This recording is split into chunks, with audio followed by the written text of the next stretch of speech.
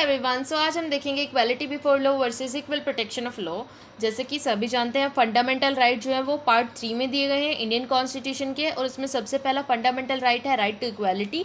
और right to equality के अंदर सबसे पहला आर्टिकल है आर्टिकल 14, जो कि है हमारा इक्वालिटी बिफोर द लॉ और इक्वल प्रोटेक्शन ऑफ लॉज। सो पहले देखते हैं इक्वालिटी बिफोर लॉ क्या होता है। सो इक्वालिटी बिफोर लॉ का मतलब है कि सभी लोग लॉ की आई में एकदम इक्वल हैं, चाहे उनका caste, class, gender, place of birth या फिर उनका फाइनेंशियल स्टेटस कुछ भी हो, ये मैटर नहीं करता। सभी के लिए इक्वल रूल्स एंड रेगुलेशंस हैं।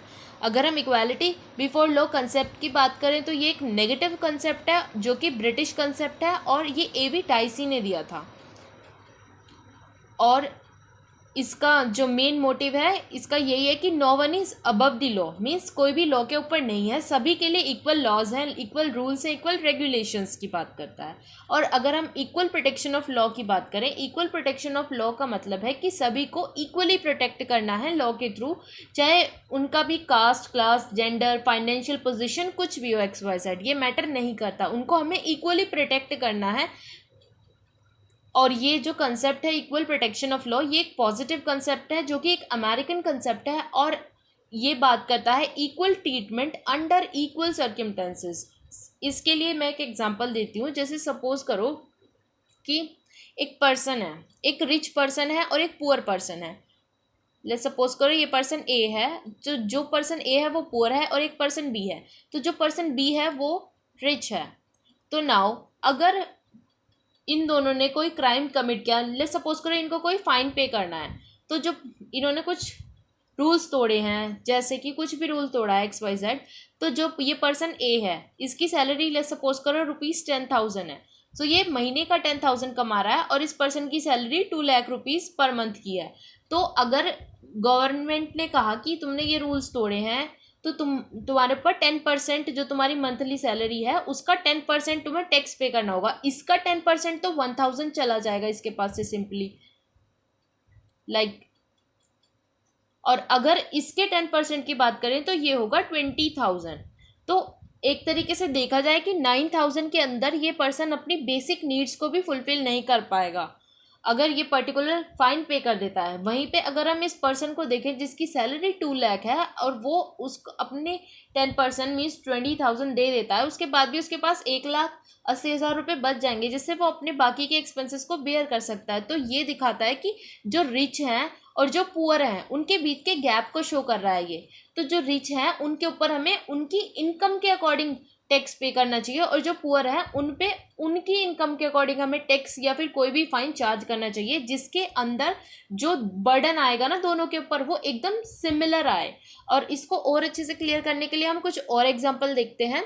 जैसे इक्वालिटी बिफोर द लॉ जो है वो रूल्स और रेगुलेशंस की बात करता है। जैसे कि यहाँ पे फर्स्ट एग्जांपल है, जैसे कि कोई भी अगर रिच पर्सन है और या फिर कोई भी रूल ब्रेक करता है, जैसे उसने ट्रैफिक सिग्नल तोड़ा या फिर स्पीडली कार ट्रैवल करी, तो उसको भी सेम ही फाइन पे करना पड़ेगा जो कोई पुअर पर्सन या फिर कोई और पर्सन पे करता।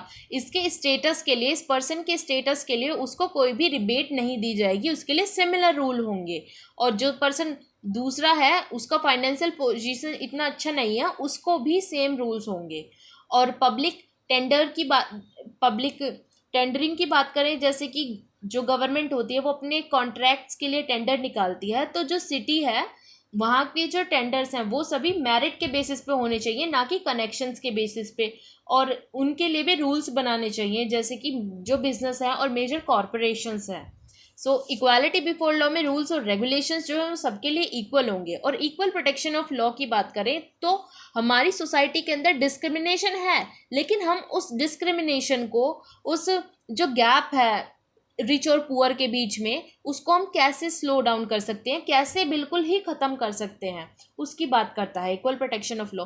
जैसे कि वोटिंग राइट, वोट करना सबका अधिकार है, लेकिन उसके लिए आपको 18 ईयर्स का होना पड़ेगा। अगर आप 18 ईयर के हो तो सभी, whether of their caste, class, gender, place of birth, anything, no matter, अगर कोई रिच है या पुअर है, ऐसा तो है नहीं कि जो रिच पर्सन है उसको, उसकी जो वोट डलेगी उसको 2 काउंट करेंगे और पुअर की को 1। नो, हर किसी की वोट को एक ही काउंट किया जाता है।